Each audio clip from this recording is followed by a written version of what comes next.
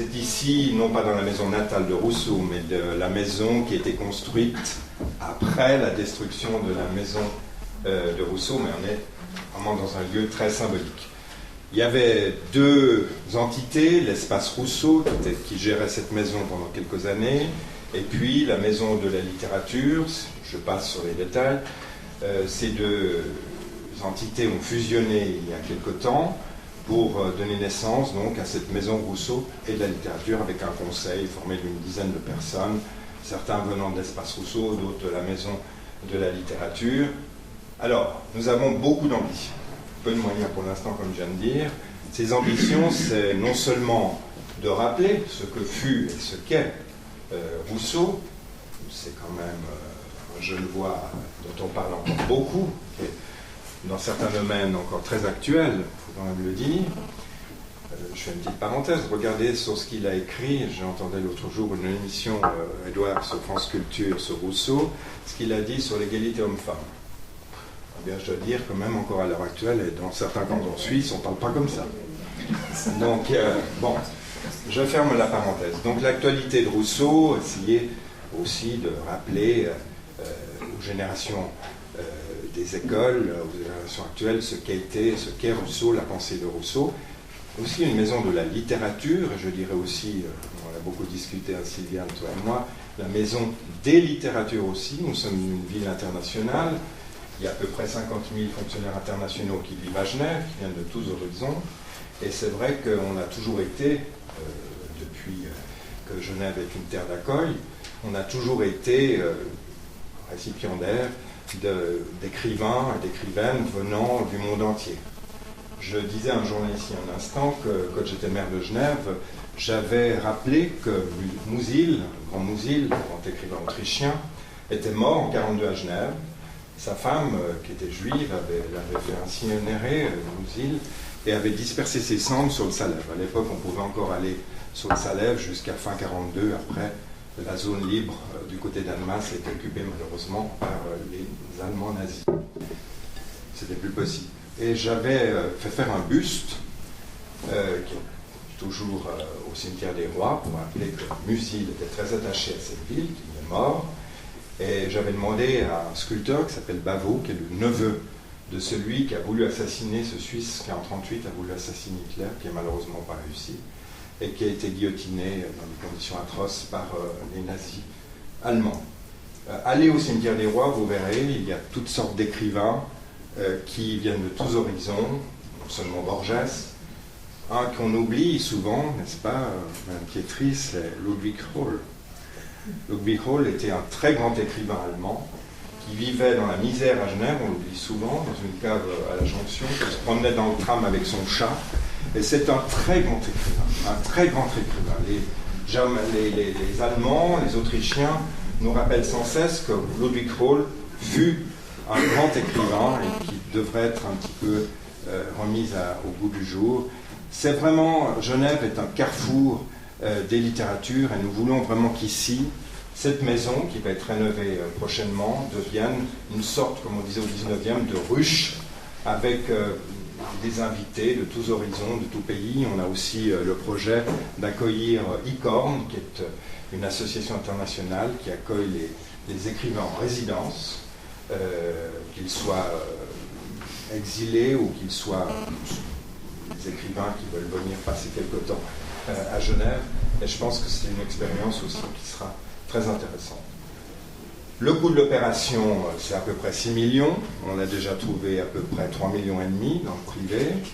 On a un contrat avec la République et le canton de Genève. Il nous faut trouver à peu près 80% de la somme pour qu'on ait le droit de superficie. Donc on se bat tous les jours, vraiment, pour, avec Isabelle Ferrari ou d'autres, qui étaient mandatés pour cela, pour véritablement trouver de l'argent dans le privé et aussi convaincre les politiques de tous horizons. C'est pas facile à l'heure actuelle, comme vous le savez, dans ce pays.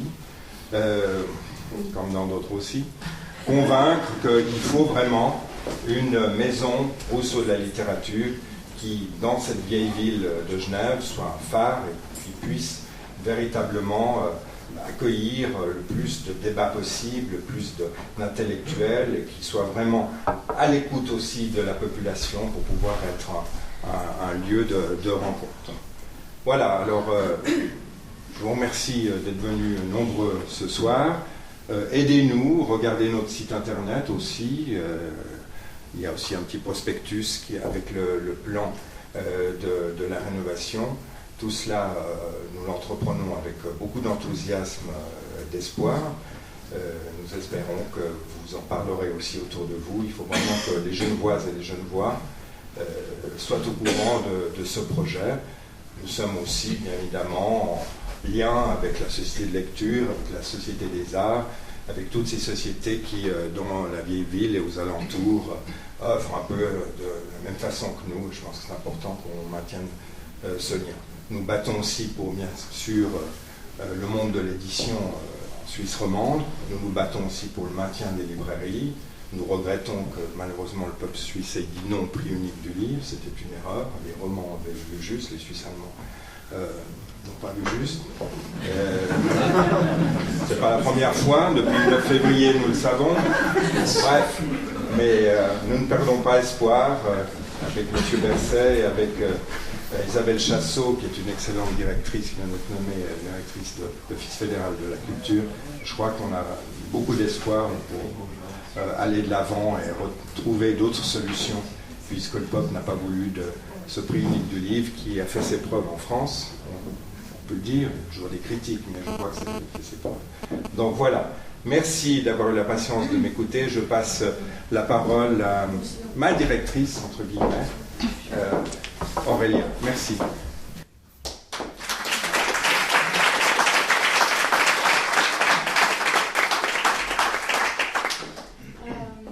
Je vais être beaucoup plus brève. En tout cas, je tenais à vous souhaiter la bienvenue, chers amis de la MRL et puis tous les nouveaux venus ce soir.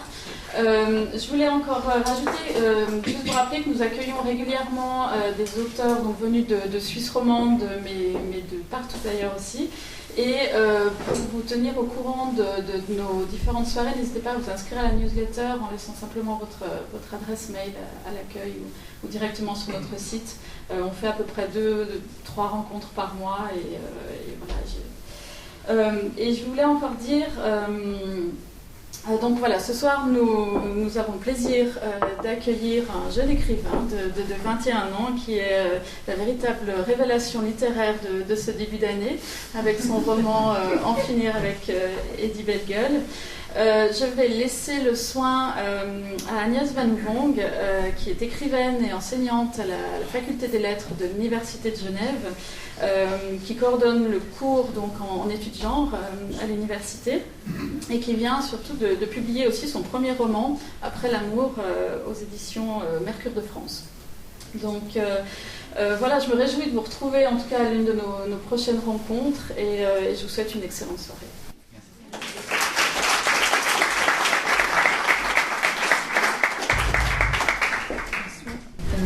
Je suis ravie, absolument très heureuse d'animer cette rencontre avec Édouard et je vais donc présenter en quelques mots Édouard. Donc Édouard, lui, vous avez 22 ans, c'est ça? Vous avez publié 21. Vous avez publié un premier roman, donc, comme on a été dit, En finir avec Eddie Bellegueule, qui a rencontré un très grand succès critique et public. Vous avez dirigé un volume collectif, Pierre Bourdieu, L'insoumission en héritage. Et Eddie Bellegueule, c'est l'histoire d'une fuite, celle d'un jeune garçon qui est différent, qui est né dans un milieu pauvre, dans le nord de la France, et qui va fuir pour se réinventer. Voilà, je vais vous proposer peut-être pour commencer la soirée d'écouter Édouard, qui va lire son texte, puis ensuite nous allons converser, et puis on pourra dialoguer avec l'auditoire. Bonsoir d'abord. Moi aussi je suis ravi, évidemment. Je suis ravi d'être aux côtés de vous tous et d'Agnès qui a effectivement publié un roman magnifique au Mercure de France, Après l'amour. Et voilà, donc c'est le mien que je vais lire. C'est une prochaine fois.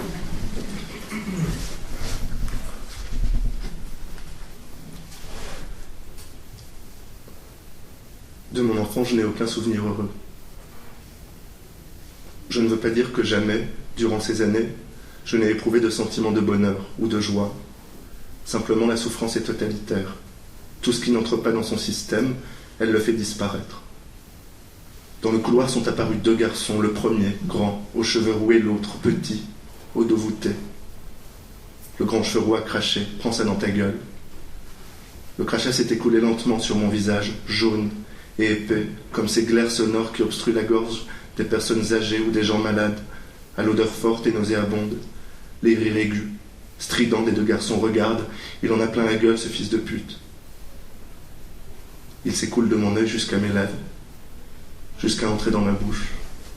Je n'ose pas l'essuyer, je pourrais le faire, il suffirait d'un revers de manche, il suffirait d'une fraction de seconde, d'un geste minuscule pour que le crachat n'entre pas en contact avec mes lèvres, mais je ne le fais pas, de peur qu'il se sente offensé, de peur qu'il s'énerve encore un peu plus. Je n'imaginais pas qu'il le ferait. La violence ne m'était pourtant pas étrangère, loin de là. J'avais, depuis toujours, aussi loin que remontent mes souvenirs, vu mon père ivre se battre à la sortie du café contre d'autres hommes ivres, leur casser le nez ou les dents. Des hommes qui avaient regardé ma mère avec trop d'insistance, et mon père, sous l'emprise de l'alcool, qui fulminait « Tu te prends pour qui à regarder ma femme comme ça, sale bâtard ?» Ma mère, qui essayait de le calmer « Calme-toi, chérie, calme-toi », mais dont les protestations étaient ignorées. Les copains de mon père, qui à un moment finissaient forcément par intervenir, c'était la règle. C'était ça aussi, être un vrai ami, un bon copain. Se jeter dans la bataille pour séparer mon père et l'autre, la victime de sa saoulerie au visage désormais couvert de plaies. Je voyais mon père, lorsqu'un de nos chats mettait au monde des petits, glisser les chatons tout juste nés dans un sac plastique de supermarché et claquer le sac contre une bordure de béton jusqu'à ce que le sac se remplisse de sang et que les miaulements cessent. Je l'avais vu égorger des cochons dans le jardin, boire le sang encore chaud qu'il extrayait pour en faire du boudin, le sang sur ses lèvres, son menton, son t-shirt, c'est ça qui est le meilleur, c'est le sang, quand il vient juste de sortir de la bête qui crève. Les cris du cochon agonisant quand mon père sectionnait sa trachée artère étaient audibles dans tout le village. J'avais 10 ans. J'étais nouveau au collège. Quand ils sont apparus dans le couloir, je ne les connaissais pas. J'ignorais jusqu'à leur prénom, ce qui n'était pas fréquent dans ce petit établissement scolaire d'à peine 200 élèves où tout le monde apprenait vite à se connaître. Leur démarche était lente. Ils étaient souriants. Ils ne dégageaient aucune agressivité, si bien que j'ai d'abord pensé qu'ils venaient faire connaissance. Mais pourquoi les grands venaient-ils me parler à moi qui étais nouveau ? La cour de récréation fonctionnait de la même manière que le reste du monde. Les grands ne côtoyaient pas les petits. Ma mère le disait en parlant des ouvriers. Nous, les petits, on n'intéresse personne, surtout pas les grands bourges. Dans le couloir, ils m'ont demandé qui j'étais, si c'était bien moi, belle gueule, celui dont tout le monde parlait. Ils m'ont posé cette question que je me suis répétée ensuite, inlassablement, des mois, des années. C'est toi le PD ? En la prononçant, il avait inscrit en moi, pour toujours, tel un stigmate, ces marques que les Grecs gravaient au fer rouge ou au couteau sur le corps des individus déviants, dangereux pour la communauté. C'est la surprise qui m'a traversé, quand bien même ce n'était pas la première fois que l'on disait une chose pareille. On ne s'habitue jamais à l'injure. Il y a ma mère. Elle ne voyait pas ce qui m'arrivait au collège. Elle me posait parfois des questions, d'un air détaché et distant, pour savoir comment s'était passée ma journée. Elle ne le faisait pas souvent, ça ne lui ressemblait pas. C'était une mère presque malgré elle. Ces mères devenues mères trop tôt. Elle avait 17 ans, elle est tombée enceinte. Ses parents lui ont dit que ce n'était pas très prudent, ni très adulte comme comportement. T'aurais pu faire un peu plus gaffe. Elle a dû interrompre son CAP cuisine et sortir du système scolaire, sans diplôme. J'ai dû arrêter mes études, pourtant j'avais des capacités et j'étais très intelligente. Et j'aurais pu faire des grandes études, continuer mon CAP et faire des autres trucs après. Tout se passe comme si dans le village, les femmes faisaient des enfants pour devenir des femmes. Sinon, elles n'en sont pas vraiment. Elles sont considérées comme des lesbiennes, des frigides. Les autres femmes s'interrogent à la sortie de l'école. L'autre, elle n'a toujours pas fait de gosse à son âge. Elle n'est pas normale. Ça doit être une gouinasse ou une frigide, une mal baisée. Plus tard, je comprendrai que, ailleurs, une femme accomplie est une femme qui s'occupe d'elle, d'elle-même, de sa carrière, qui ne fait pas d'enfants trop vite, trop jeune. Elle a même parfois le droit d'être lesbienne le temps de l'adolescence, pas trop longtemps, mais quelques semaines, quelques jours, simplement pour s'amuser. Ma mère m'avait rapporté cette anecdote. C'était lors d'un des bals du village, des bals au nom saugrenu qui avaient lieu dans la salle des fêtes plusieurs fois par an, soirée tartiflette et années 80, soirée cassoulet et sosie de Johnny. Il y avait un homosexuel, courageux, qui avait pris la décision de vivre sans se cacher. Il se rendait à ces soirées avec des hommes rencontrés probablement sur les lieux de drague, à quelques kilomètres de là, sur des parkings déserts ou des stations-service sordides. S'y rendaient également les garçons du village, les bandes de copains qui venaient boire, s'amuser, chanter et essayer de séduire les rares filles qui n'étaient pas encore prises, qui n'avaient pas encore d'enfants. L'alcool, l'effet de groupe, les garçons commençaient à chahuter l'homosexuel, quelques coups d'épaule, des regards que l'on pourrait qualifier d'agressifs. « Eh, t'es pédé ou quoi? Tu aimes la bite? Baisse les yeux ou je te pète la gueule. » Mon père est arrivé, il avait tout entendu. Il était terriblement en colère. Il a serré la mâchoire avant de s'adresser à eux. « Vous allez lui foutre la paix, bordel de merde, vous vous croyez malin, l'insulter? Ça vous regarde s'il est pédé? Ça vous dérange ?»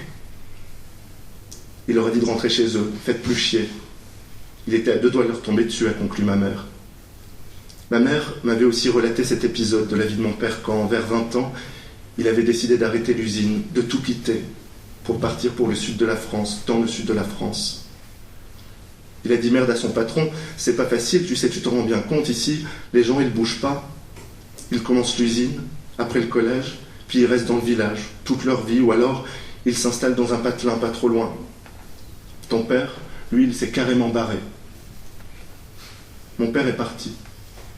Il avait dû en rêver très souvent. Il s'imaginait que là-bas le soleil aiderait à supporter l'usine, que les femmes seraient plus belles. Il est parti. À Toulon, il a tenté de trouver du travail sans succès. Ma mère, il a essayé de trouver du travail comme serveur dans un bar, mais je crois bien qu'il a passé plus de temps à picoler au comptoir du bar qu'à demander du travail. Je ne sais pas s'il faisait des trucs en échange, ce qui se passait vraiment, parce que ton père, il n'est pas bavard. Mais c'était une vieille femme qu'il hébergeait, une vieille avec plein d'argent, une mormone dans mes souvenirs. Lors de son voyage, il s'était lié d'amitié avec un jeune voyou. Ma mère disait un pique-pochette. Elle écorchait sans arrêt les mots. Qui se faisait appeler Neige, un surnom ironique à cause de sa peau mate de maghrébin. Ils sont devenus des amis très intimes, passant leurs soirées ensemble, partant draguer les filles à deux.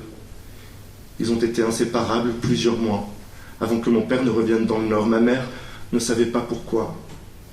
Son passé l'avait rattrapé, comme si en dépit de ses efforts, il ne pouvait pas y échapper. Ce qu'elle ne comprenait pas. Et donc, c'est pour ça que ton père n'en parle pas de ça, de son voyage, quand il vivait dans le Sud. Parce que, quand même, c'est bizarre. C'est pas logique. Il dit qu'il faut tuer les bougnoules, et quand il vivait dans le Midi, son meilleur copain, c'était un bougnoul. Je te dis ça parce que je comprends pas pourquoi ton père il est raciste comme ça. Moi je suis pas raciste. C'est vrai que les Arabes et les Noirs, ils ont tous les droits et ils prennent tout notre argent de l'État. Mais quand même, je suis pas à vouloir les tuer ou à vouloir les pendre ou les mettre dans des camps comme ton père.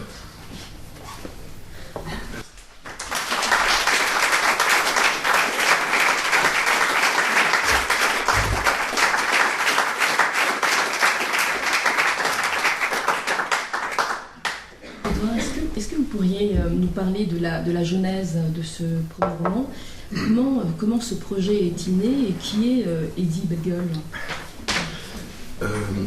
Oui, bien sûr. Eddie Bellegueule, c'est évidemment, c'était moi en fait. Hein, ce livre est un récit de mon enfance.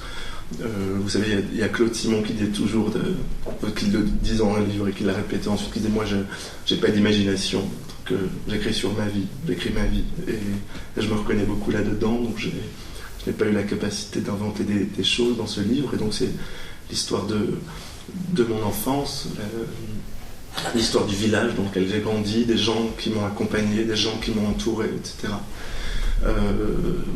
Et j'ai voulu écrire ce livre au début de l'année 2010, février ou mars 2010, lorsque j'ai lu le livre de Didier Héribon qui s'appelle Retour à Reims, c'est la raison pour laquelle d'ailleurs donne mon livre, je lui dédie mon livre, puisqu'il a été la genèse de la volonté d'écrire ce livre, il a été la raison de cette volonté.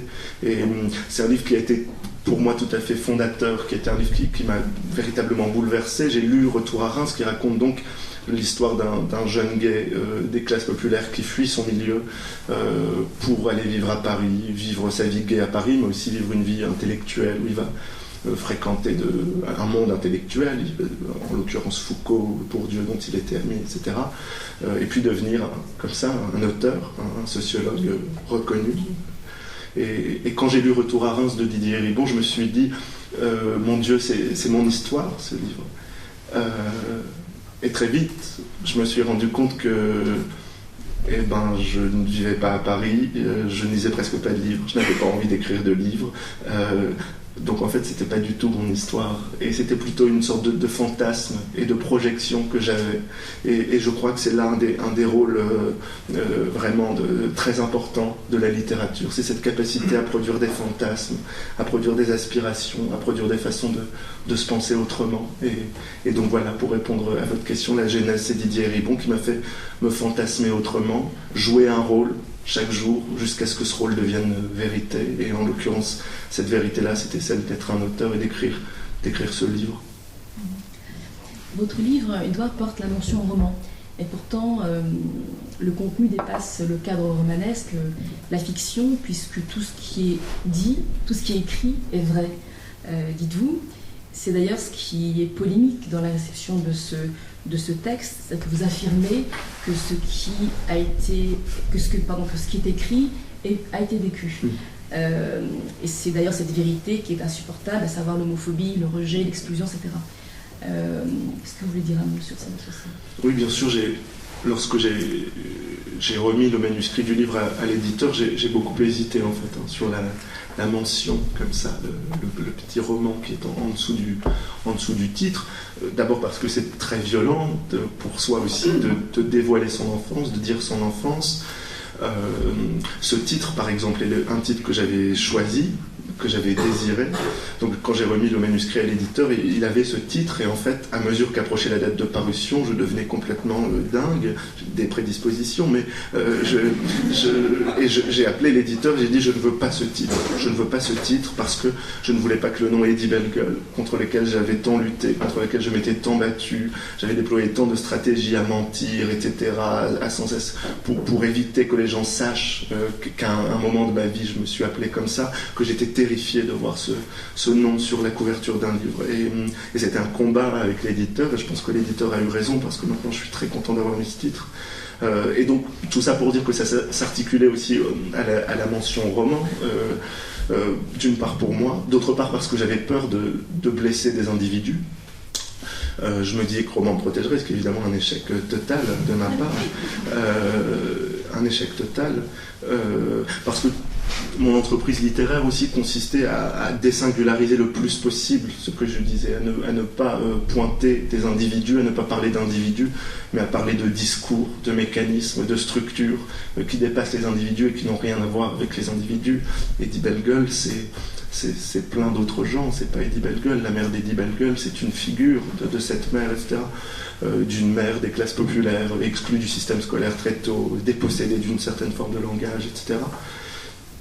Et la dernière raison, c'est que j'avais peur aussi que le travail littéraire soit un peu invisibilisé, d'une part parce que c'est un récit, et que lorsque vous êtes confronté à des questions sur un récit, on chasse un peu tout le travail littéraire qui a été accompli, et puis d'autre part parce que il y a une sorte de forme de violence qui appartient à la littérature, qui est que si vous écrivez sur des milieux dominés, si vous écrivez la vie d'individus dominés, si vous écrivez la vie des classes populaires, si vous écrivez la vie de vie au Maghreb, comme par exemple c'est le cas d'Abdel Attaya, vous êtes toujours ramené de force du côté du témoignage.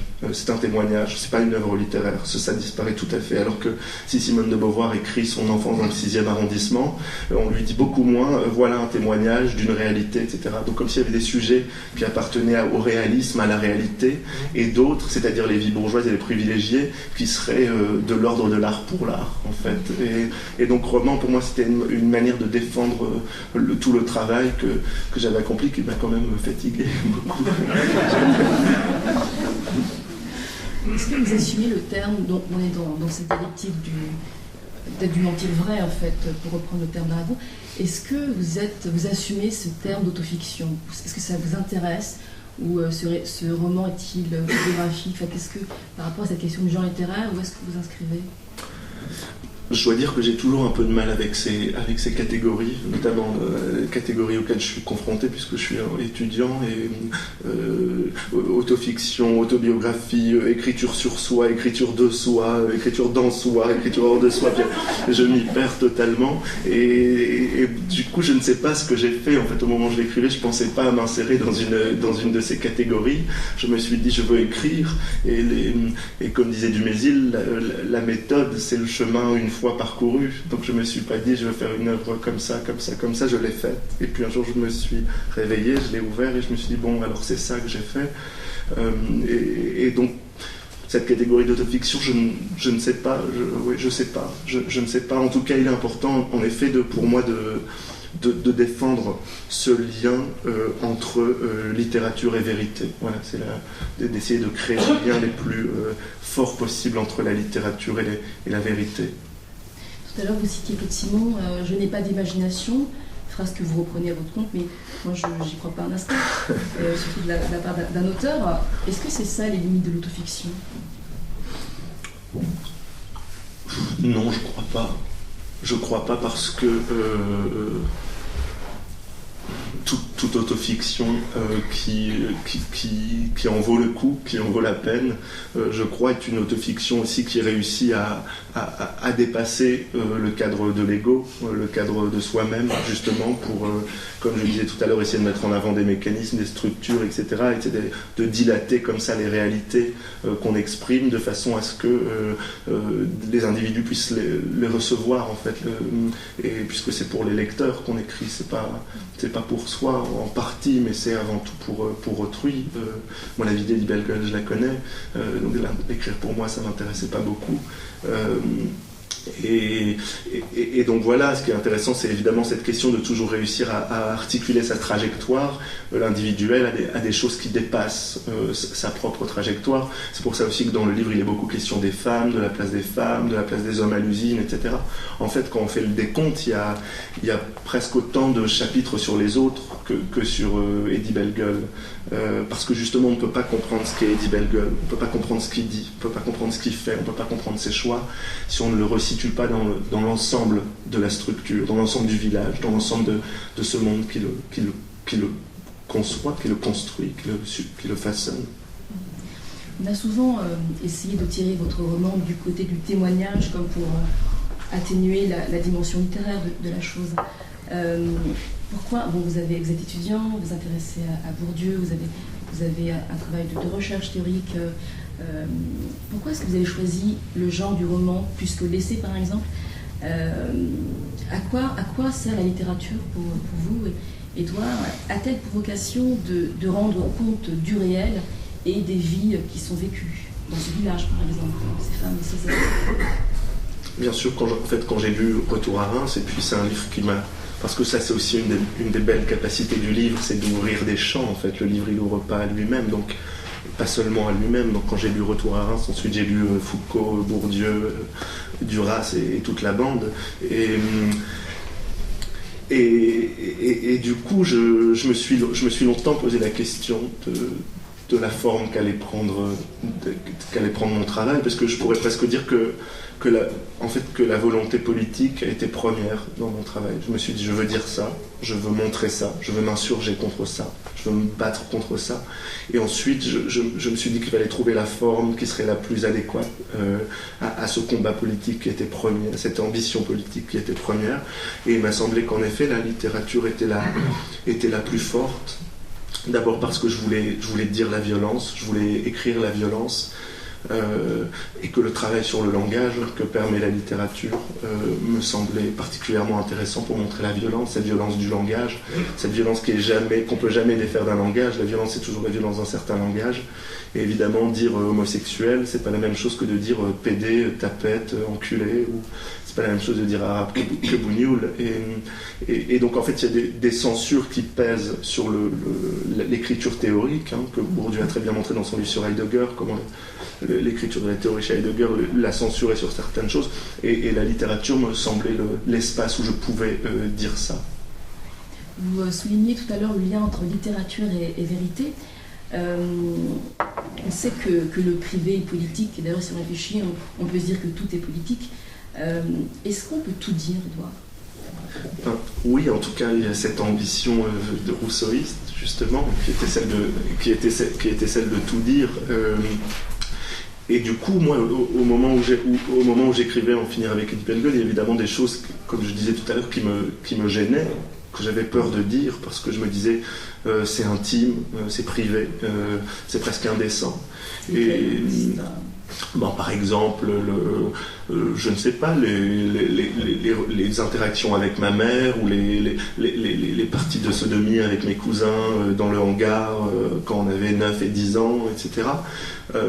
Et puis aussi le fait de dire je me suis pris des coups pendant des années, ça c'est quelque chose qui est très dur à dire aussi, dire je suis dominé, c'est une parole qui est très dure à délivrer, je crois. Et à mesure que je travaillais, je me disais que précisément c'était tout ce qui me paraissait intime, privé et indécent qu'il fallait dire, que c'était précisément ça qu'il fallait dire et pas le reste, parce que le reste on le sait déjà, on s'en fout, et en partant de ce que vous disiez là, à savoir que la distinction entre le privé et le public, c'est une distinction qui est elle-même politique, historique, et en fait on n'a jamais cessé de renvoyer du côté du privé tout ce qui nous dérangeait. Quand il y a eu des mouvements de femmes qui demandaient des droits, des mouvements de gays qui demandaient des droits, on a dit ça appartient à la sphère privée, ça appartient à l'intime, ça appartient à l'intérieur, ça ne regarde pas le politique. Donc en fait tout ce qui est le plus intime est déjà traversé par la politique, et c'est peut-être même là qu'elle se concentre, dans ce qu'on exclut du côté du privé. Donc c'était évidemment ça qu'il fallait dire, et c'est pour ça que la littérature délivre un message de vérité qui est encore plus vrai que ce qu'on perçoit. La réalité comme ça, elle n'a pas grand-chose à nous offrir. La vérité de ce qu'on vit, elle n'est pas dans ce qu'on voit tout de suite. Et la littérature, justement, par un travail de recherche, par les mots, et je crois ce qui permet de montrer toute la vérité du monde, la vérité d'une vie, la vérité des mécanismes, qui cette vérité-là est cachée, enfouie, dissimulée, etc. C'est un cas intéressant parce que vous prenez un pseudo pour écrire, tandis que votre personnage porte votre véritable nom, si on est plutôt habitué au cas contraire, c'est-à-dire, je pense à Romain Gary et Émile Ajar. Est-ce que vous pouvez commenter ce geste, ce choix ? C'est pas rien. Alors en fait, déjà, Édouard Louis, c'est mon nom, c'est pas un pseudonyme, c'est quelque chose auquel je tiens beaucoup, évidemment. Et Edith Bellegueule, c'était mon nom avant. C'est toujours très dur de rompre avec ça, de rompre avec son nom, mais Edith Bellegueule, déjà c'est un nom qui est socialement très marqué, et encore j'étais un des privilégiés de la famille, puisque je m'appelais pas Brian Jefferson Bellegueule, qui est les noms que portaient mes cousins. Et donc à Edith Bellegueule, j'avais presque le nom de petit bourgeois de la famille. Et du coup, oui, ce nom, en fait, c'était le prétexte d'une thématique plus générale de la réinvention de soi, hein, de savoir comment on se réinvente, comment on fait pour se défaire de ce qu'on a été et devenir ce qu'on veut être, devenir ce qu'on est, comme disait Nietzsche, pas ce qu'on a été, pas ce qu'on a fait de nous, pas ce qu'on a fait de nous en nous assignant à une position. Tu n'es qu'une femme, tu n'es qu'un juif. Tu n'es qu'un PD, tu n'es qu'une lesbienne. Et voilà, et ce long combat que ça représente, évidemment. Parce qu'à partir du moment où vous prenez la décision de vous réinventer, il y a des rappels à l'ordre qui sont permanents, qui sont pourquoi tu renies ce que tu as été, comme si c'était une question de reniement, comme s'il fallait être ce qu'on avait été un jour, pourquoi tu trahis la famille, comme si la famille était la structure évidente, la plus légitime. Alors évidemment, après, avec ça, la Manif pour tous a fait un succès phénoménal en France, parce que il y a ce geste comme ça auquel vous êtes toujours confronté, qui consiste à vous réintégrer dans ce que vous avez été et devenir autre chose, en finir avec Eddie Belbel ou en finir avec d'autres choses. C'est toujours un combat, en fait, plus contre les autres que contre soi-même, contrairement à ce qu'on croit. Vous relevez une question cruciale qui est la question de la réception. Et ce qui m'amène à la prochaine question, c'est-à-dire qu'une certaine presse est allée vérifier les faits exposés dans le roman. Est-ce que c'est acceptable, ça ? Jusqu'à quel point les médias peuvent-ils fabriquer une fiction pour valider ou bien au contraire invalider le réel décrit dans votre roman ? Oui, c'est évidemment un procédé qui m'a beaucoup choqué, en fait, qui m'a assez choqué. D'abord pour ce que je disais tout à l'heure, parce que pour moi l'enjeu du livre était de désingulariser ce que je disais, de désingulariser ce que j'écrivais, et ces journalistes, en allant voir ma mère, l'enjoignent à se reconnaître. Regardez, c'est vous. En fait, d'ailleurs, pour la petite anecdote, ma mère, elle n'était pas, quand le livre est paru, elle n'était pas du tout fâchée, en fait. Elle l'est devenue ensuite quand les journalistes sont allés la voir et lui ont dit « Regardez ce qu'il vous a fait, regardez ce qu'il vous fait, il faut que vous déposiez plainte contre votre fils, etc. » Évidemment, j'étais très choqué par ce genre de dispositif, parce que je pensais justement que c'était un dispositif qui était un dispositif raciste, un dispositif de racisme de classe, comme ça, qui consiste à toujours aller voir là-bas, aller voir chez les pauvres, aller voir chez les ploucs. Quand il m'avait appelé, il m'avait dit on va faire un reportage, etc. Donc c'est presque comme ça des mots qui étaient toujours très violents, sans parler évidemment, il y a toujours des manipulations, des mensonges, on filme les gens pas chez eux, etc. On ne le dit pas. Mais en tout cas, ce qui est certain, et du coup pour élever un peu le niveau contre ce que ces journalistes présentent, c'est que précisément ce que je crois, c'est que le propre de la littérature, c'est de montrer des réalités qui ne sont pas perceptibles d'abord, les réalités qu'on ne voit pas, les réalités cachées, enfouies, et qu'en effet, l'intérêt est de déplacer les perceptions et de pas dire ce que les acteurs disent tout de suite, de la façon dont ils ressentent. Et puis par ailleurs, de toute façon, c'est une histoire presque transhistorique de dire des dominés qui ne sont pas si dominés que ça. Les homosexuels exagèrent, les juifs exagèrent, les dominés exagèrent toujours, les femmes exagèrent, et en fait, voilà, du coup, écrire cette histoire, c'est si des gens vont se confronter à d'autres individus, ils vont dire évidemment, il n'a pas vécu ce qu'il a vécu, parce que quand vous êtes dominé, vous êtes seul dans votre solitude, dans votre domination, pardon. Vous êtes seul dans votre domination. Et puis bon, il y a plein d'autres questions qui sont posées, parce que votre question, elle recèle plein de choses. Et voilà, et puis non, je sais pas, là, si je commence, je vais plus m'arrêter. On continue. Toujours autour de la question de la réception, pour faire un lien. C'est un roman qui est extrêmement intime, avec ce jeu qui prend en charge la narration, un jeu qui est sans filtre, qui est sans masque, qui est sans phare. La question que je vous posais, c'est comment se passe ce glissement progressif de la sphère privée à la sphère publique. Comment avez-vous vécu cette naissance, au fond ? En fait, je crois qu'il y a un truc qui est très simple, c'est que quand on écrit, on ne se rend pas tout à fait compte. Moi, on me disait beaucoup, est-ce que vous avez souffert pendant l'écriture du livre, en remuant des choses, etc. En fait, pas du tout. En fait, je m'installais à mon ordinateur et je me disais, je travaille. C'est mon travail. C'est ça que j'aime. C'est parfois agréable, mais c'était pas la plupart du temps, je trouve. Pas la majorité du temps. Mais on le fait et on ne peut pas s'en empêcher. Et donc c'est après coup, en effet, qu'on se rend compte des choses, qu'on se rend compte des choses. Et je savais aussi que mon livre accomplissait un geste violent, c'est-à-dire que mon livre prend la parole de certains individus, parce qu'il y a ce paradoxe qui est indépassable, qui est que si vous parlez des classes les plus dominées, si vous écrivez sur les classes les plus dominées, les plus exclues, les plus invisibles, c'est forcément que vous en êtes sorti. Et c'est pour ça que vous en parlez. Et du coup, quand vous en parlez, c'est toujours avec un regard extérieur, avec une distance, etc. Et donc tout le travail consiste à essayer de réduire cette distance, qui est une violence, parler pour les autres. Tu peux tenir un discours sur les autres, monologuer sur les autres, c'est toujours un acte d'une très grande violence, et on sait qu'on va faire ça aussi, et il faut essayer de se battre contre ça pour être au plus près, justement. Et pour moi, être au plus près, c'était aussi, par exemple, passer par ce dispositif qui consistait à écrire en italique le langage, etc., ne pas trahir la réalité de ces vies que j'écris. Tout à l'heure, vous avez lu l'incipit de votre texte, et je n'ai aucun souvenir heureux de mon enfance. Le roman s'ouvre sur une scène de crachat, de brutalité, d'humiliation. Et on est, en tant que lecteur, confronté à une extrême violence, en effet. Vous aviez expliqué qu'un éditeur français avait refusé votre livre parce qu'il le trouvait trop fantasmatique, trop radical. Où se situe la violence pour vous ? Oui, pour moi, la violence, elle est plus du côté de cet homme qui me dit que ce que je dis ne peut pas exister. Vous savez, il y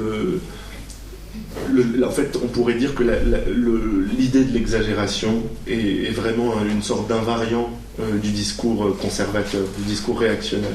Il y a le sociologue algérien Sayad qui dit et qui montre très bien dans plusieurs de ses livres que quand on a commencé à évoquer les tortures en Algérie, le premier discours qui était mobilisé, c'était celui de l'exagération. C'est pas vrai, ça peut pas se passer comme ça, etc. Il y a Christa Wolf aussi qui dit dans Trame d'enfance que lorsque les premiers camps de concentration comme ça ont été mis en place, si je puis dire, en fait les choses étaient parfois annoncées dans les journaux. Elle le dit, et les gens le savaient, mais sauf que les gens disaient c'est exagéré, ça ne se passe pas comme ça, etc. Et donc évidemment, moi je pense que, évidemment ça n'a rien à voir, mais lorsque j'ai remis lorsque j'ai mis le manuscrit à plusieurs éditeurs, un de ces éditeurs m'a dit ce que vous dites, ce que vous racontez n'est pas possible, parce que de sa position, ce genre de vie n'est pas imaginable. On pourrait dire que d'ailleurs c'est pas de sa faute. Il sait pas que ces mondes existent, tout comme ma mère ne sait pas que son monde à lui existe. C'est-à-dire que chacun est enfermé aussi dans son espace, dans son conditionnement, dans son monde, dans ses déterminismes.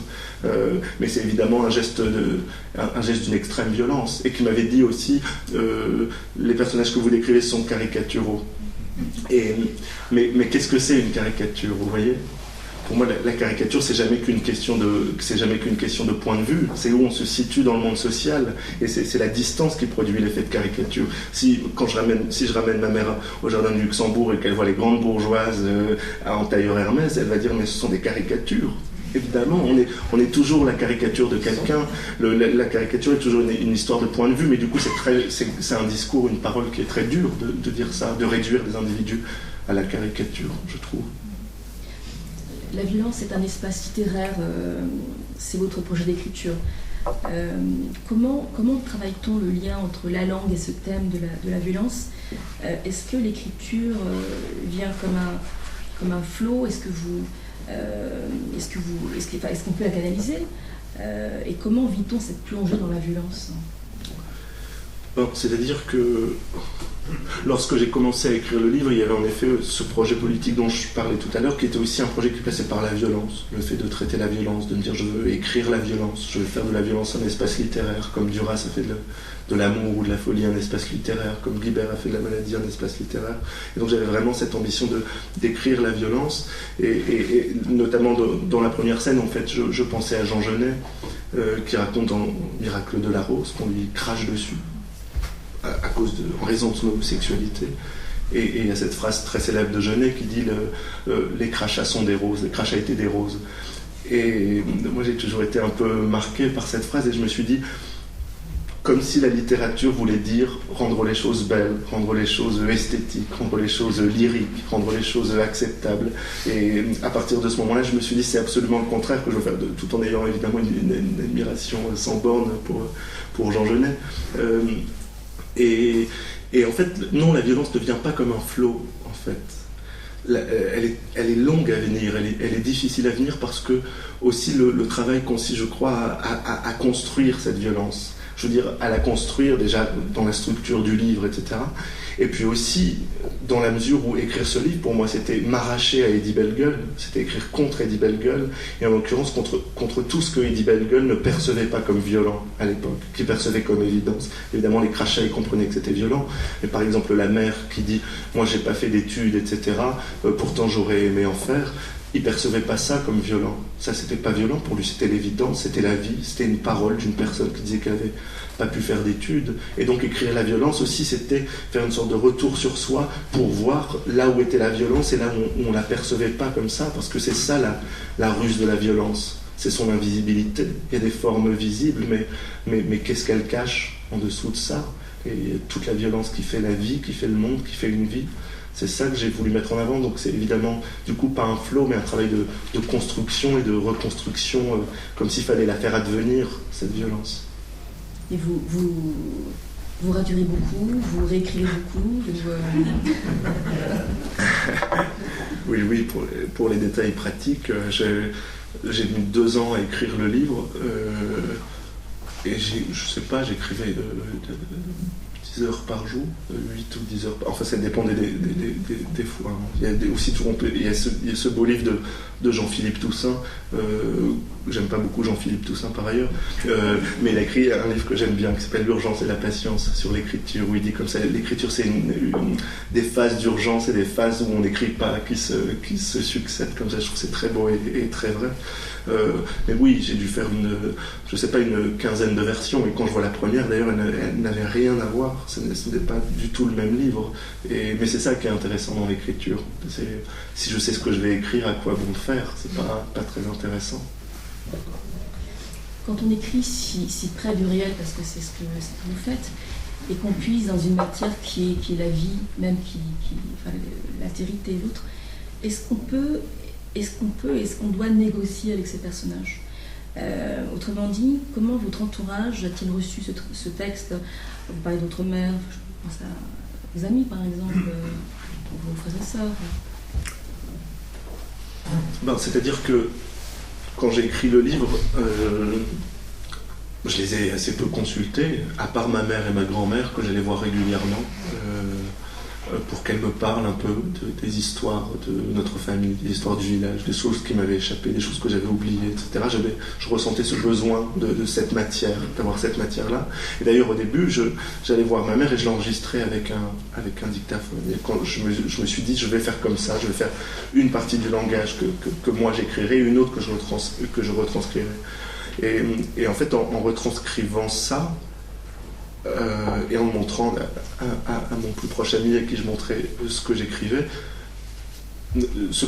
cet ami m'a dit mais en fait on comprend rien, parce que c'était comme ça une syntaxe qui était défaite, qui n'était pas cohérente, etc. Et sans parler des expressions picardes, tout ça, des expressions picardes que moi je pouvais traduire mais qui étaient presque intraduisibles. Et du coup, là j'ai compris qu'il faudrait en quelque sorte opérer un travail de construction qui serait encore plus réel que la réalité, qui serait plus réel que cette réalité qu'on ne comprenait pas spontanément. C'est comme au cinéma, c'est produire des effets de réel qui sont encore plus réels que la réalité. Et donc du coup, cette négociation, elle se faisait moins avec les personnages qu'avec ce que j'en prenais d'abord. Et parce que non, j'avais dit à ma mère que j'écrivais un livre sur mon enfance, mais elle avait beaucoup, je crois, elle avait beaucoup de mal à saisir ce que ça pouvait vouloir dire, d'écrire ça, d'écrire un livre tout simplement, et d'écrire un livre sur son enfance. C'est un roman sur la subjectivation, sur le désir et les possibilités de se réinventer, d'être quelqu'un d'autre. Mais en face, vous l'avez dit tout à l'heure, il y a l'autre qui vous constitue dans votre différence, qui vous stigmatise. Quel est le rapport d'Eddie Bellegueule à l'autre? Est-ce que vous avez l'impression, aujourd'hui, Édouard Louis, d'être devenu quelqu'un d'autre en publiant ce roman, de vous réinventer? Oui, bien sûr, je le crois, et le livre était un effort qui prolongeait ça, qui prolongeait cette réinvention de soi. Évidemment, ce qu'on devient est toujours marqué par ce qu'on a été. Édouard Louis est marqué par ce que j'ai été, par ce que j'ai vécu. Bourdieu a thématisé ça s'appelle l'habitus. On est toujours marqué par ce qu'on a été à un moment donné. Il y a des choses qui continuent à vivre en nous, des individus qu'on a connus qui continuent à vivre en nous, qui continuent à vivre à travers nous. Et donc, oui, les autres ont été... Les autres, ça a été quelque chose de tout à fait central dans la vie d'Eddie, puisque Eddie, c'est quelqu'un qui, par l'interpellation, est créé par les autres, d'une certaine manière. Tu n'es qu'un PD, donc il l'est. C'est comme ce thème chez Sartre, dans son livre sur Jean Genet, on dit à Jean Genet, tu n'es qu'un PD, et donc Jean Genet le devient. Alors qu'en fait, est-ce que ce serait véritablement son identité? C'est une pratique sexuelle? Est-ce que c'est ça qu'il définit? Il pourrait dire que oui, on peut dire que oui, moi je suis très pour ça, mais peut-être que non, peut-être qu'il n'aurait pas voulu, et d'ailleurs on dit tu n'es qu'un PD, c'est-à-dire tu n'es que ça.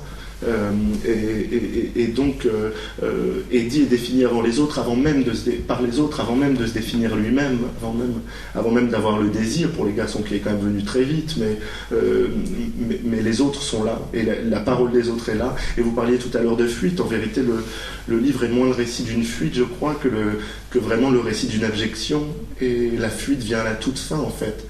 Et justement, ce que j'ai essayé de traiter dans le livre, c'est tous ces efforts qu'il faut mobiliser, non seulement pour fuir, mais en plus pour vouloir fuir. Et c'est ça qui est très dur pour Eddie. Il veut pas fuir, il veut être comme tout le monde, il veut être un vrai mec, il veut aimer les gonzesses, il veut aimer le football, il veut boire de la bière, il veut il fait tout pour correspondre à ça. Il donnerait tout pour être conforme. Et il n'y arrive pas. Et c'est à la toute fin de ça, quand il se rendra compte de son échec, qui commencera à fuir. Mais la fuite, elle est très longue à venir. Les conditions de possibilité de la fuite sont très très longues à mobiliser, en fait. Et je pense que, voilà, je l'ai déjà dit ailleurs, mais le livre est aussi du coup un éloge de ça, de la fuite. La fuite, c'est une idée qui est souvent associée un peu à la facilité ou à la lâcheté. On dit courage fuyant, vous savez, comme ça pour se moquer de la fuite. Alors que moi, je pense que c'est quelque chose de tout à fait magnifique, la fuite, de tout à fait révolutionnaire, de partir. C'est si difficile, et de se réinventer ailleurs, de créer ses propres espaces et de refuser d'être dans des espaces auxquels on a été contraint. Eddie, c'est aussi un enfant. Ça a été un enfant. Et c'est un livre sur l'enfance. Vous avez choisi d'arrêter le roman à une période clé, juste après l'enfance, qui est l'adolescence. Pourquoi ? J'en avais marre d'écrire. Non, je plaisante. Enfin, pas tellement, mais c'était pas la raison en tout cas.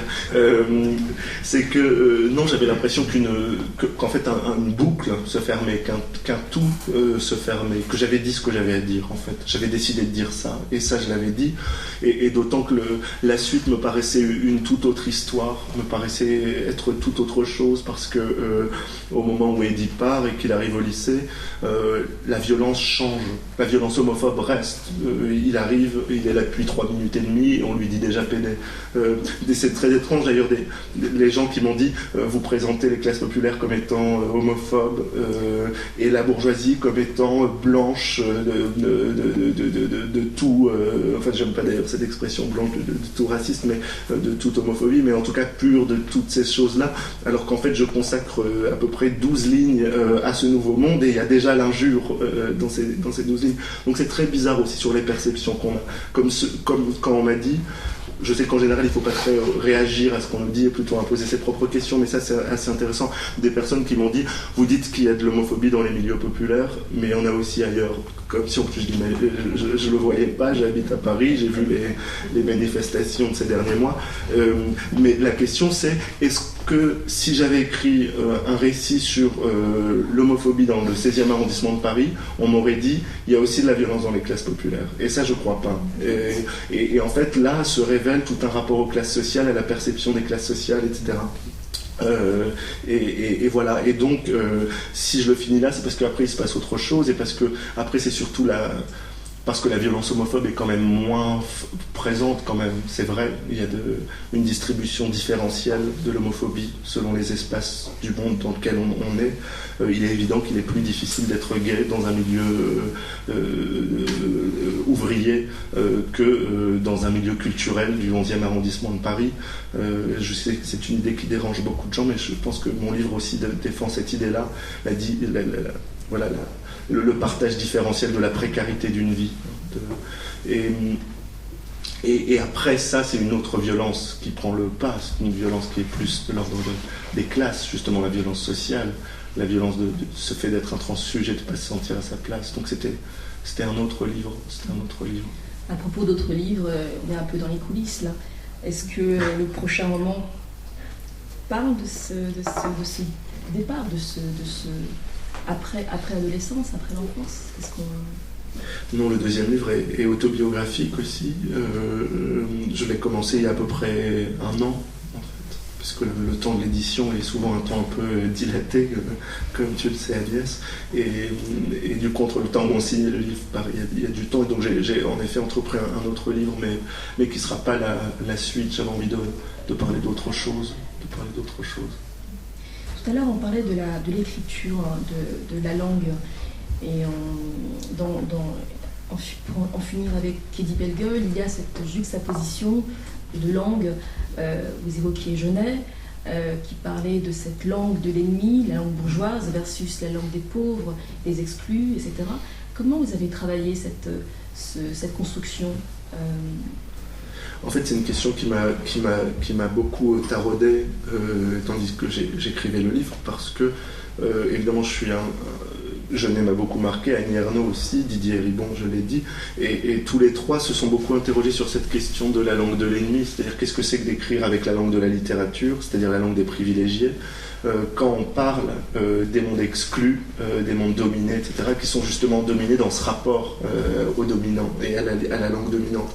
Mais moi, je me suis toujours senti en porte-à-faux par rapport à ce problème. Je ne me suis jamais reconnu dans ce problème parce que je me disais que la langue de l'ennemi, c'était aussi celle de mon enfance, en fait, et que les deux m'étaient tout aussi ennemis. Et cette langue de la littérature qui exclut le monde dans lequel j'ai grandi, et cette langue de mon enfance qui me disait pédale et pédé, donc elle ne m'était pas moins ennemie. Et justement, tout le travail de mon livre a été d'essayer de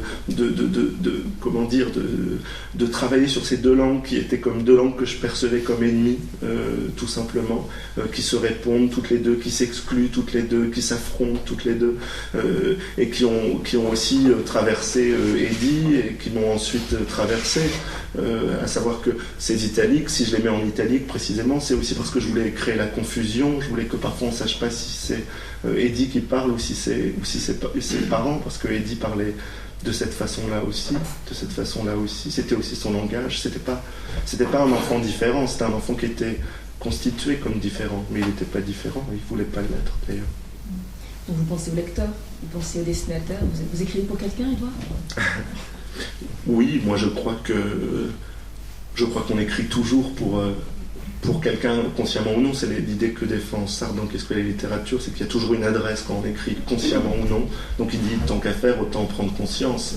Comme ça, on est maître de ce qu'on fait. Et évidemment, je ressentais une forme d'adresse. Oui, moi je me disais que j'écrivais pour les dominés. En fait, je me suis toujours dit que j'écrivais pour les dominés.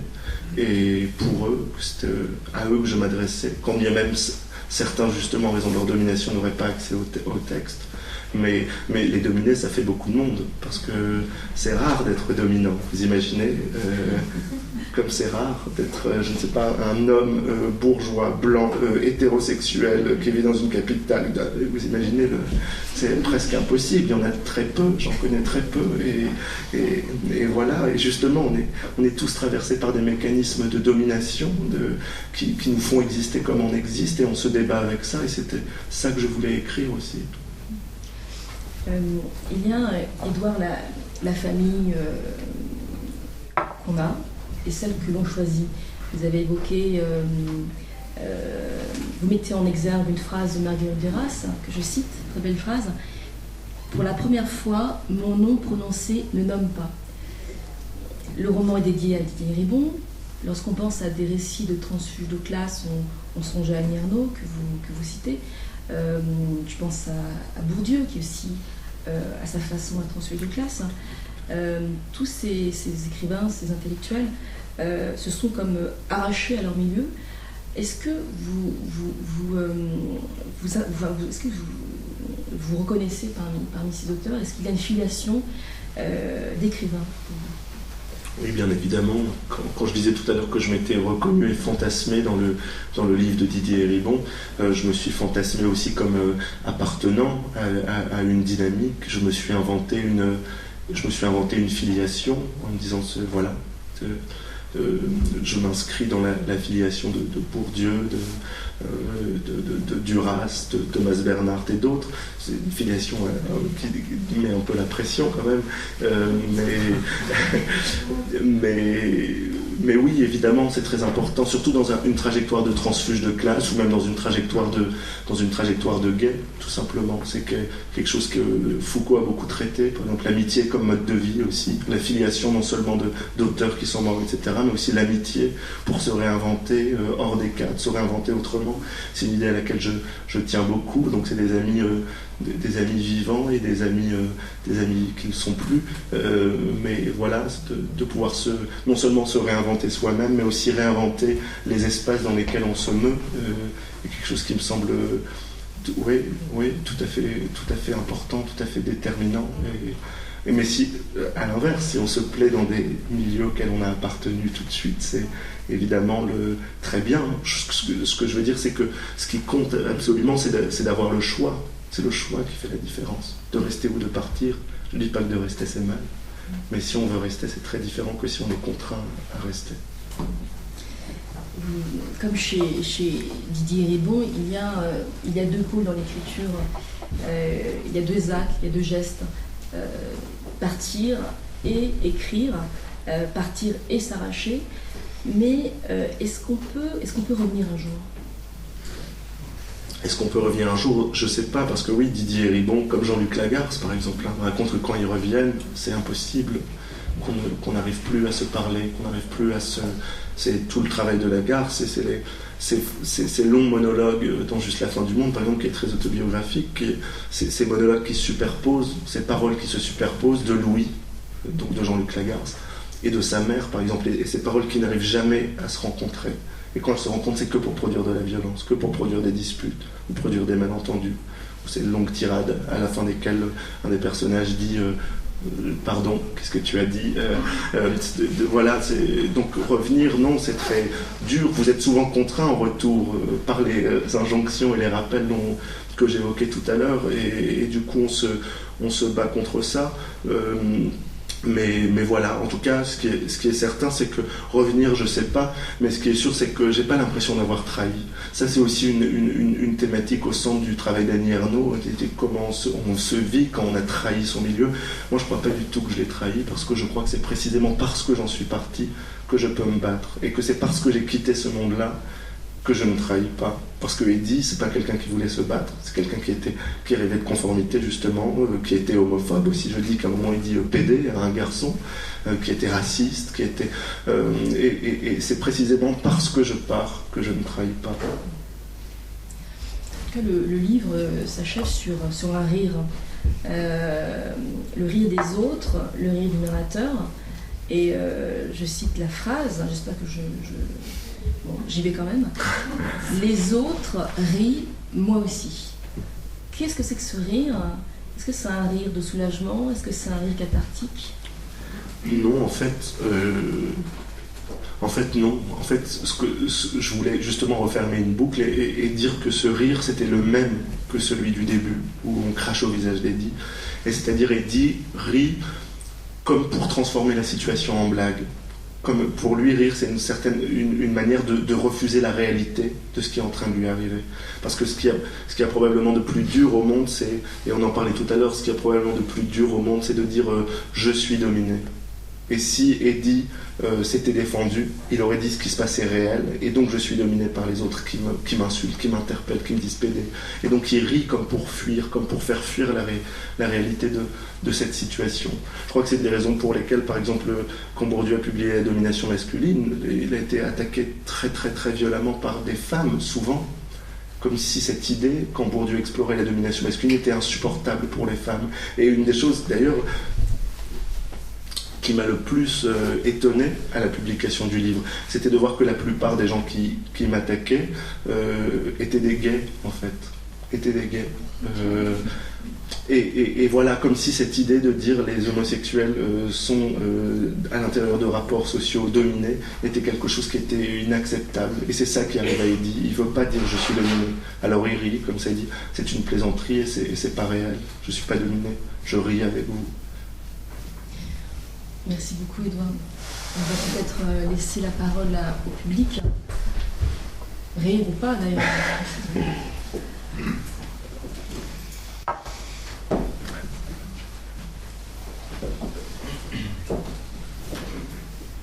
La première fois est toujours la plus difficile. Après, ça passe.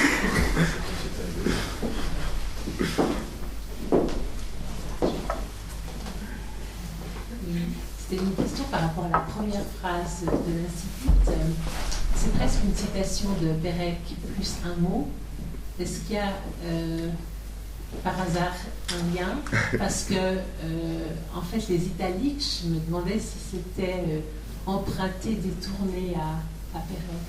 C'est-à-dire qu'ils sont intégrés cette fois au discours du narrateur et pas à gauche un discours en italique et à droite un autre discours.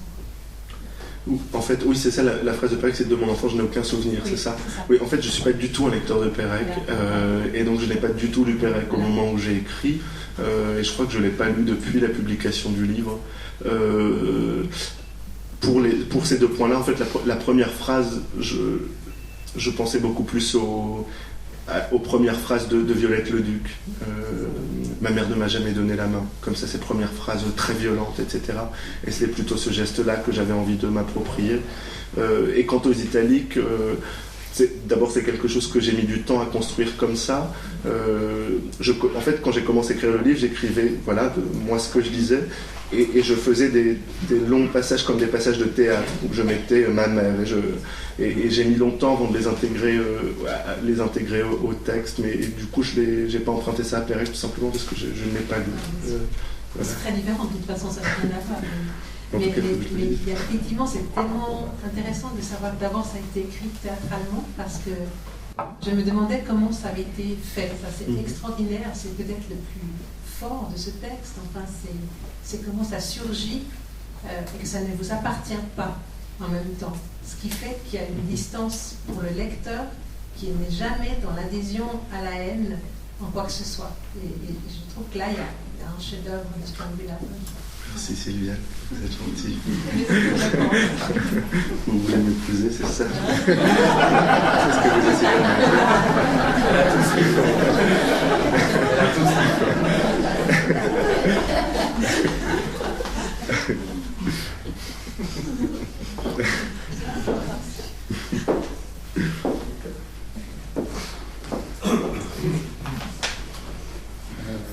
D'abord, ça fait déjà beaucoup de choses à digérer parce que c'est vrai que ça a été dense et puis qu'il y a eu beaucoup d'idées et que c'est vraiment un grand plaisir de vous écouter parler de votre livre.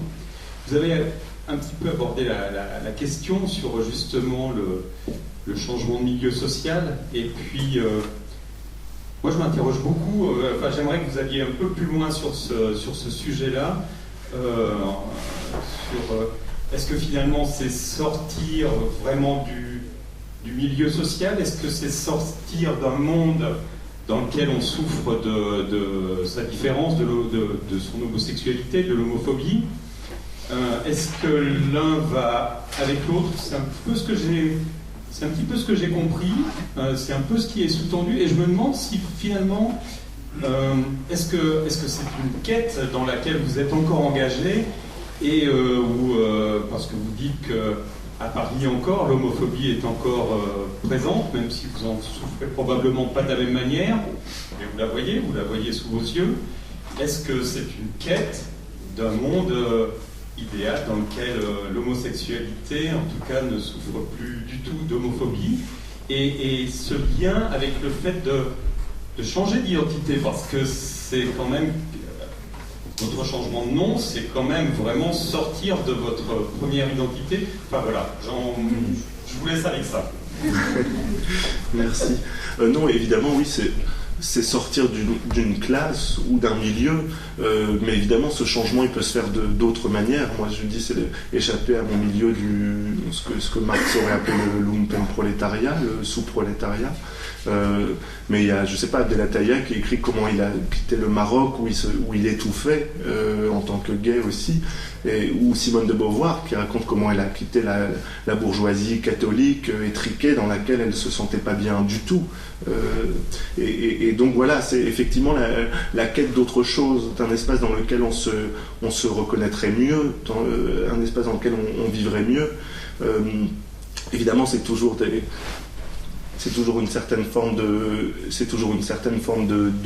déception, mais c'est aussi parce que c'est jamais comme vous l'imaginiez, parce que là où vous n'êtes pas, vous avez toujours l'impression que les choses se passent mieux, merveilleusement bien. C'est toujours mieux chez les voisins, ça dépend de quel voisin, mais globalement.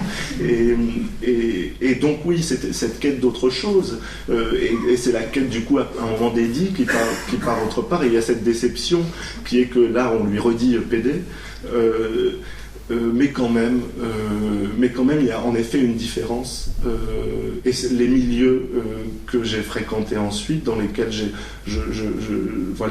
dans lesquels je me suis déplacé ensuite, étaient évidemment des espaces moins violents en termes d'homophobie. Et parce que justement ce que j'essaie de penser dans le livre, c'est de penser la violence comme un effet de la domination. Et c'est parce que ces milieux que je décris sont dominés qui sont aussi violents. C'est une très belle idée de Bourdieu qui est le principe de conservation de la violence. Et Bourdieu dit qu'on est victime de violences sans cesse, tout le temps, sans cesse reproduites, comme le sont les classes populaires, on finit par soi-même reproduire à d'autres niveaux, sur d'autres catégories, sur d'autres individus, la violence. Et moi je crois qu'il y a évidemment, même si toutes les vies sont précaires, même si toutes les vies sont précarisées du fait que quand on arrive au monde, on dépend des autres, on est dans un monde social, il y a quand même des endroits où ça c'est plus facile.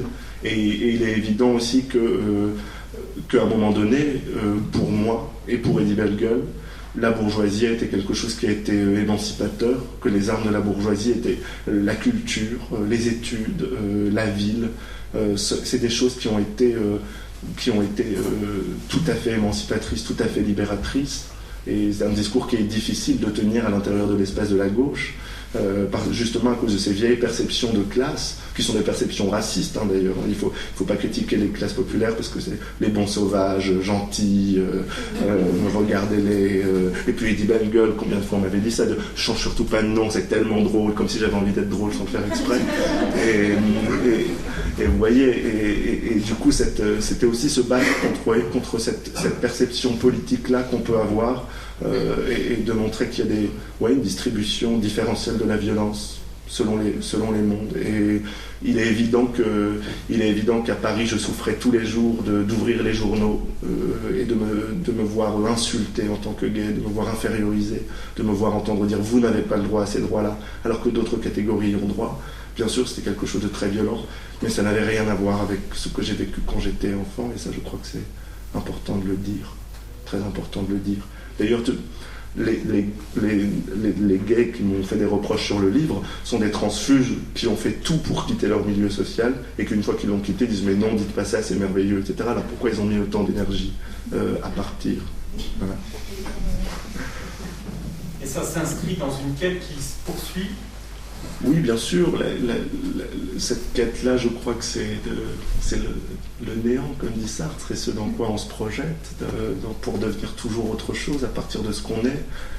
Et du coup, cette quête, elle se poursuit, je ne sais pas, pour devenir un auteur, un écrivain, continuer à écrire, continuer à faire d'autres choses, ou continuer à se battre. C'est une quête aussi. Le fait que mon livre, je le perçois comme un livre politique, c'est aussi ça fait partie d'une quête aussi, ouais.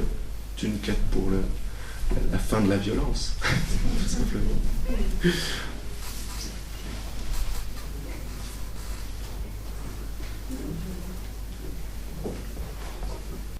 Ça va, vous n'avez pas trop chaud? Non. Après, vous n'avez pas dit par là, non, maintenant. Vous pouvez nous le dire. Parce que c'est pas possible, vous passez 10 heures par jour à écrire, des études, directeur de collection pure, et un premier livre sur Bourdieu, ce roman. Comment vous faites? Vous n'êtes pas que deux, vous êtes... Non, en fait, c'est pas de ma faute, c'est que...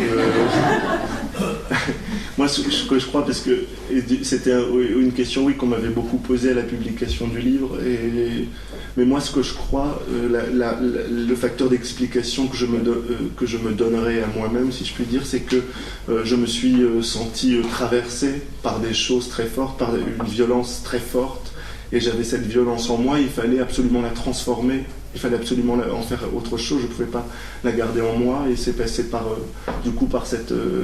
par l'écriture et par d'autres choses, et puis évidemment quelque chose qu'on ne peut pas nier, qui est quelque chose une sorte de course effrénée vers sa revanche sociale. C'est quelque chose qui, je crois, anime toute personne qui connaît cette trajectoire-là, de dire je suis capable, quand on arrive à l'école normale, qu'on vient d'un milieu qui, a priori, n'envoie pas ses enfants à l'école normale, les chiffres, il y a des chiffres qui tombent tous les ans que tout le monde peut voir. Les enfants d'ouvriers à l'école normale supérieure, c'est 3 ou 4%. Et que vous vous sentez évidemment en porte-à-faux, vous vous dites qu'il faut rattraper ce truc. Quand vous êtes mal à l'aise, il faut dire je suis capable d'écrire un livre, je vais écrire un livre. Et évidemment, ce sont des choses comme ça. C'est le porte-à-faux qui produit l'écriture ou d'autres choses, qui produit peut-être cette énergie. Je ne sais pas si c'est de l'énergie, mais en tout cas. Voilà. Si, peut-être encore une question.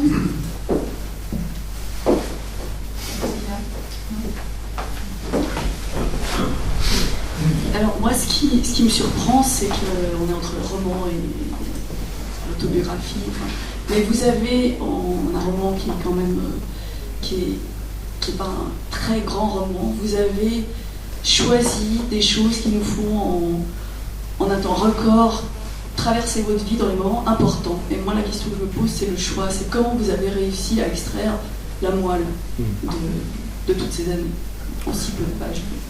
Ça a été aussi, du coup, oui, une des difficultés de construction du livre, sachant que écrire, c'est choisir, écrire, c'est sélectionner, et donc écrire, c'est éliminer, c'est cacher, c'est renvoyer au néant un certain nombre de réalités. Et du coup, écrire, c'était aussi se poser cette question-là. Et il y a des choses que j'ai forcément dû éliminer, d'autres que j'ai... Et c'est pour ça aussi que la phrase, le livre commence en disant « Je n'ai aucun souvenir heureux », et je ne veux pas dire que je n'ai pas vécu des choses que j'ai trouvées extraordinaires, de traire les vaches, de construire des cabanes dans les bois, de pouvoir me promener dans les champs, c'était quelque chose de très beau. Mais j'annonce déjà, dès le début du livre, que le livre est un livre de choix, un livre de choses que je veux présenter. Et justement, ce que je voulais présenter, c'était d'une part la violence. Parce que l'enfance à la campagne, belle, douce, etc., il me semblait un truc qui avait été dit 100 fois et qui me semblait, voilà, je me disais c'est autre chose qu'il faut essayer de dire. Et à l'intérieur de cette violence, essayer de voir en effet comment tous les modes de vie et donc toute la violence. La vie, c'est pas que ça, mais là, c'est ce qui m'intéresse dans ce livre. Comment tout cela fonctionnait ensemble, justement, comme une structure. On ne peut pas, et c'est pour ça que j'ai choisi la vie des femmes, la vie des enfants à l'école, la vie des durs, etc. Parce que ce que je voulais essayer de dire par cette construction-là, c'est que voilà, on ne pouvait pas comprendre le comportement des femmes si on ne connaît pas celui des hommes, si on ne connaît pas le rapport à l'école, si on ne connaît pas le rapport à la famille, etc. Parce que tout ça se répond, et tout ça n'existe que relationnellement. Et donc, du coup, c'est à partir de ça que j'ai opéré ces choix-là, à la fois la violence et à la fois la compréhension de la violence. Ben, merci.